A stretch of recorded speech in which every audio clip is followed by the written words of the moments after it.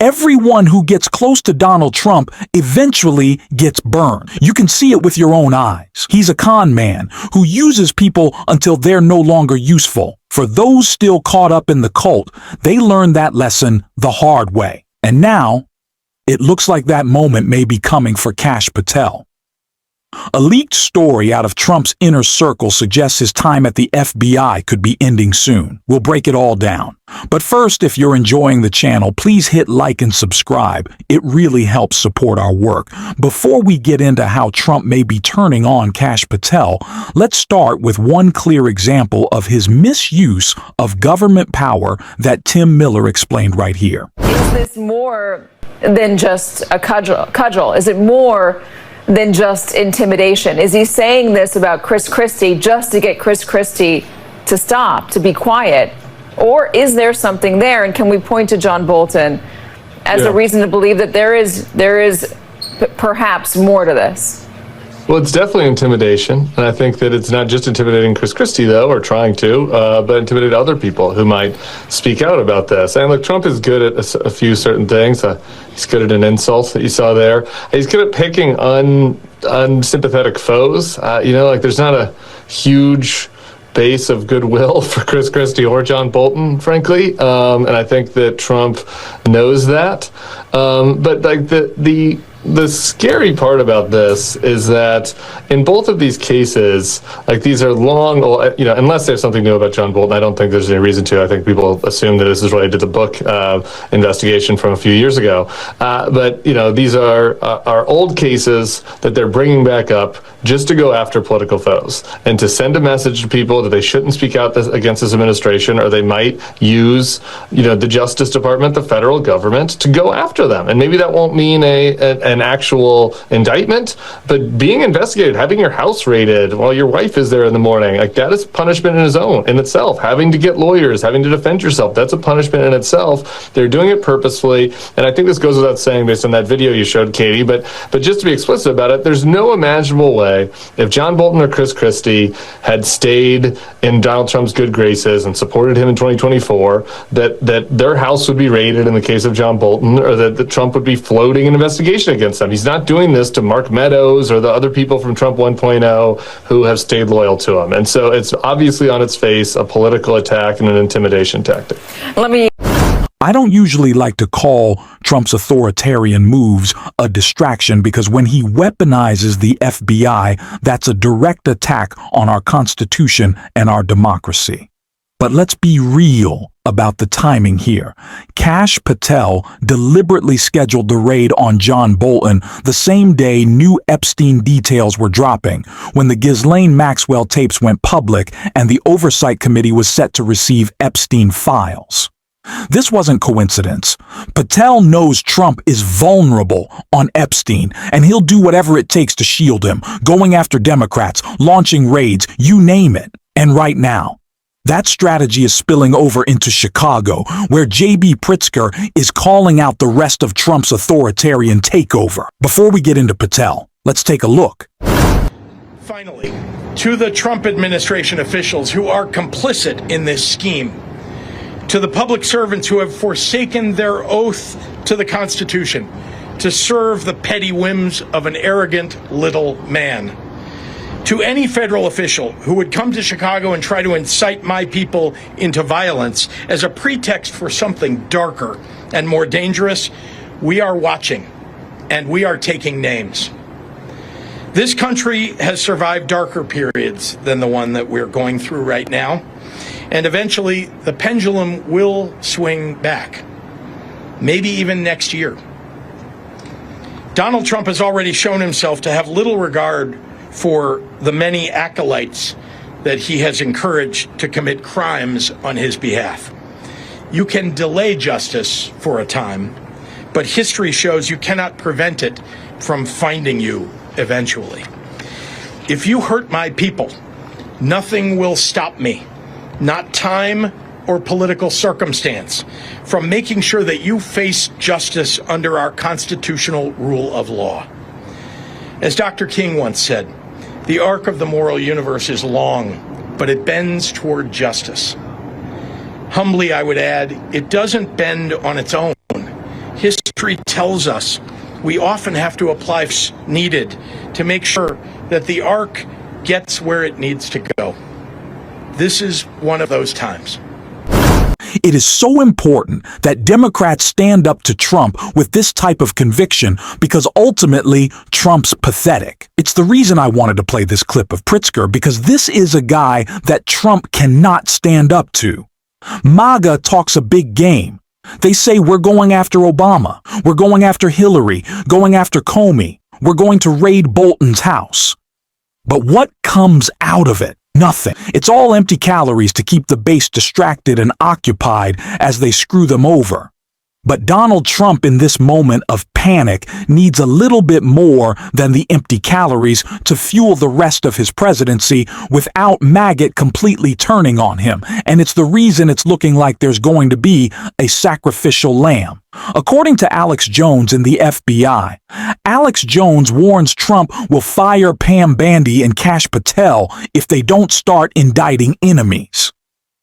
MAGA influencer and longtime conspiracy theorist Alex Jones warned two of President Donald Trump's top law enforcement officials on Monday that they better start producing results when it comes to prosecuting MAGA's enemies, or they may soon be out of a job. Kash Patel and Pam Bondi in 6 months will not be in the DOJ and at the FBI if these indictments haven't happened. Period. That I can guarantee you. And I'm not saying they're villains yet. I'm not saying they are weak yet. I'm just telling you right now that the American people want action. They want indictments. They want justice. They want retribution for what these crooks have done. Open and shut. Rage Jones on his online show. Jones's comments come in the context of last week's FBI raid on former National Security Advisor John Bolton's home, and amid Trump's threats to launch a criminal probe into Chris Christie. And don't you think Trump, who they tried to kill multiple times and persecuted the living snot out of, don't you think he wants it more than anybody? This is exactly what Donald Trump wants. And honestly, that's why I give a little more weight than usual, which is still basically zero to what Alex Jones is saying. He's a conspiracy nut, but he's tapped into MAGA world, especially the grifter side of it. And that's what Kash Patel is, a grifter. Just like Dan Bongino leaving the FBI, because the real money isn't in government service, it's in MAGA podcasting. Sell fake supplements, gold scams, survival gear, and make millions off paranoid followers who fear the zombie apocalypse more than billionaires owning the country. And here's the thing. If Kash Patel doesn't deliver, Trump has no reason to keep him around. Loyalty alone isn't enough. Trump always needs a scapegoat. He's trying to make J.B. Pritzker that target right now, but it's not working, which means Patel could be next. Earlier today in the Oval Office, Donald Trump looked at the assembled cameras and asked for me personally to say, "Mr. President, can you do us the honor of protecting our city?" Instead, I say, "Mr. President, do not come to Chicago."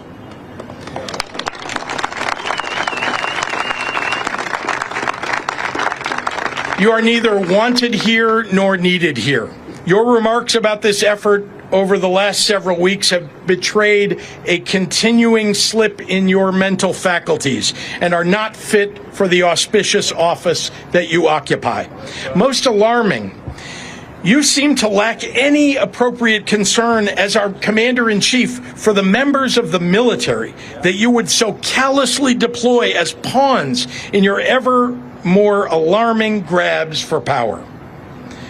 As a governor, I've had to make the decision in the past to call up members of the National Guard into active service.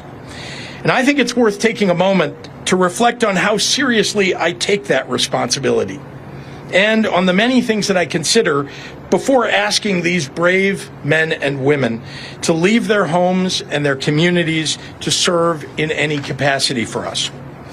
As I've said many times in the past, members of the National Guard are not trained to serve as law enforcement. They are trained for the battlefield, and they're good at it.